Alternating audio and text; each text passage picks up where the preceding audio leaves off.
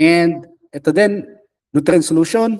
Meron ding mga nutrient solution, AB solution. Yung pinakita ko kanina, yung mga Nutrihydro, mga Master Blend. So madami po dyan.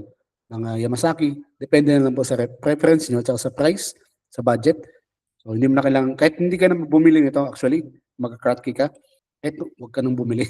Basta trusted yung gagamitin mong nutrient solution. Pero for monitoring purposes, kailangan mo nito of course. Kasi pag nag-monitor ka, ito yung pan-test mo. So, bili ka ng EC meter and pH meter. So, ito is nasa less than 300 lang, itong dalawang ito. Goods ka na, pwede ka na mag-start. And growing media is Cocopeat. Meron din sa online, mga buffered na at sterilized na meron ka din makukuha na Cocopeat.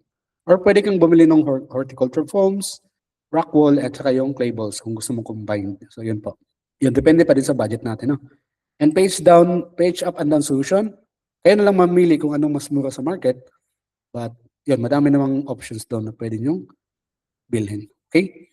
And of course, your seeds. Napaka-important yung seeds. Kung ano yung gusto mong itanim na variety, kung personal consumption, kung may preference ka na romaine ba, kung gusto mong kainin, kangkong, o olmete. So, depende sa yung anong gusto mong kainin. Pero pag gusto mong magbenta, mag-check ka sa surroundings, sa market, sa palengke, sa community nyo, kung ano yung target community na bibentahan mo, doon ka mag-base, doon ka mag-benchmark. Kung anong malakas doon, olmete ba, romaine ba, o mga ibang klaseng batavia, may bok choy ba, so yun. Depende na yun sa preference ng market mo. Ikaw nang bahala doon.